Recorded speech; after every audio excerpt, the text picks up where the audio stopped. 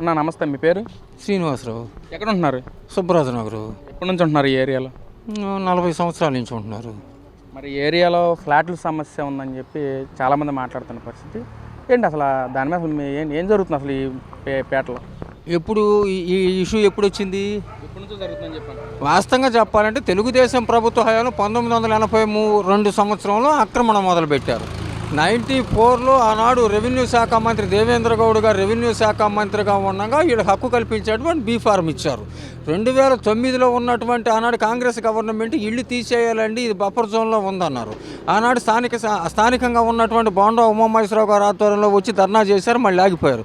తర్వాత మళ్ళీ తెలుగుదేశం గవర్నమెంట్ వచ్చిన తర్వాత దాని జోలికి వెళ్ళాలి. 2019, 2024 మధ్య మళ్ళీ కోర్టు నుంచి ఆర్డర్ తీసుకొచ్చి ఇది రైల్వే స్థలాల్లో ఉంది, ఇల్లు ఖాళీ చేయాలంటే ఆనాడు బోండా ఉమామహేశ్వరరావు గారు హైకోర్టులో ఛాలెంజ్ చేసి పర్మనెంట్గా స్టే తీసుకొచ్చి వాళ్ళ కళ్ళలో వెలుగులు చూపించి చిరస్థాయిగా కూడా వాళ్ళు ఇక్కడ ఉండాలన్నటువంటి ఉద్దేశం ఉంది. మొన్న డైరెక్ట్గా స్థానిక శాసనసభ్యులు వారు బోండా ఉమామహేశ్వరరావు గారు విజయవాడలో ఉన్నటువంటి సబ్ రిజిస్ట్రార్ ఆఫీసు ఫోన్ చేసి అసలు ఇది ఏ పరిస్థితిలో ఉందో కనుక్కొని 22A అంటే ఆనాడు వైసీపీ గవర్నమెంట్లో నిషిద్ధ భూముల జాబితాలో ఈ ఏరియా ఉందంట. సుమారు 40 సంవత్సరాల నుంచి కూడా ఇక్కడ ఉంటున్నాం. తెలుగుదేశం గవర్నమెంట్ వచ్చినప్పుడు వీళ్ళ జోలికి ఎవరు రాల.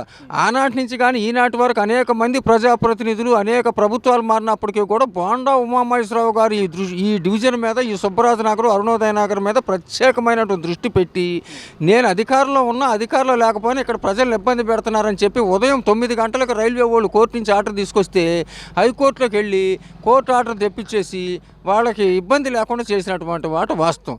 మరి మొన్న ఈ ఏరియా ప్రజానేకం అందరూ కలిసి బోండా ఉమామహేశ్వర గారి దృష్టికి తీసుకెళ్తే కలెక్టర్ గారి దృష్టికి తీసుకెళ్లి 99% కూడా ఇళ్ళు రిజిస్ట్రేషన్ అయ్యే విధంగా కృషి చేసినందుకు పేట ప్రజానేకం మనస్ఫూర్తిగా అభినందనలు తెలియజేస్తుంది. రెవెన్యూ డిపార్ట్మెంట్ వాళ్ళు కూడా ఇంటింటికి సర్వేకి వచ్చారు, మొన్నే అప్లికేషన్ తీసుకెళ్లారు. ఇంకొక విషయం, బోండా ఉమామహేశ్వరరావు గారు ఏదన్నా ఇష్యూ జరిగితే అసెంబ్లీలో పెద్ద పెద్ద ఇష్యూలు ఏం మాట్లాడతారు. ఒక మాస్ ఏరియాకి సంబంధించినటువంటి 250 మంది నివాసాలను అసెంబ్లీలో ఆనాడు స్పీకర్ గారి దృష్టికి తీసుకెళ్లి 1:30 సేపు మాట్లాడారంటే ఏరియా ప్రజానేకం ఏనాడో చేసుకున్నటువంటి పుణ్యం అని చెప్పి ఈ విషయం పట్ల పేట ప్రజానేకం మొత్తం కూడా బోండా ఉమామహేశ్వరరావు గారి నిర్ణయం పట్ల హర్షం వ్యక్తం చేస్తున్నారు. 2019-24 మధ్య వైసీపీ నాయకులు ఎందుకని చేయలేకపోయారంటారు? వాళ్ళు చేయలేకపోయారండి, వాళ్ళకి అంత అవగాహన లేదు. బోండా ఉమామహేశ్వరరావు గారికి ఉన్నంత నాలెడ్జ్ వాళ్ళకి లేదు. వీళ్ళంతా పక్కా తెలుగుదేశం పార్టీ మాకు ఓట్లు వేస్తారో ఏరని అన్నటువంటి ఒక దుర్బుద్ధితో మా మీద కక్ష సాధింపు పాల్పడ్డారు. బోండా ఉమామహేశ్వరరావు గారు కానీ వాళ్ళ కుటుంబం కానీ ఈ ఏరియా 3 ఏరియాల మీద ప్రత్యేకమైనటువంటి దృష్టి పెట్టి ఉమామహేశ్వరరావు గారు మా ఏరియాను దత్తత తీసుకున్నారు కాబట్టి దాన్ని దృష్టిలో పెట్టుకుని కోర్టు నుంచి సొంత డబ్బులు 2 లక్షల రూపాయలు ఖర్చు పెట్టి హైకోర్టులో స్టే తెచ్చారండి.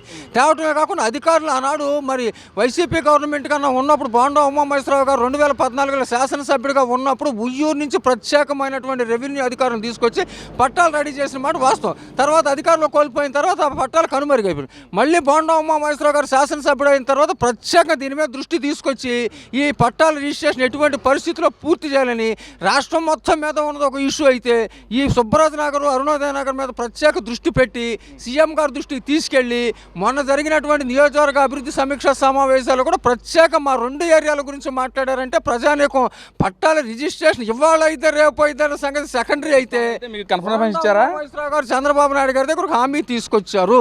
మాకు బోండా ఉమామహేశ్వరరావు గారి నాయకత్వం పట్ల కానీ చంద్రబాబు నాయుడు గారి నాయకత్వం పట్ల కానీ ఒక అచంచలమైనటువంటి విశ్వాసం ఉంది. అనతి కాలంలోనే 30 రోజుల్లో మాకు రిజిస్ట్రేషన్ ప్రక్రియ పూర్తి అయిందని చెప్పి పేట ప్రజానీకం మొత్తం కూడా బోండా ఉమామహేశ్వరరావు గారు తీసుకున్న నిర్ణయం పట్ల హర్షం వ్యక్తం చేస్తున్నాం.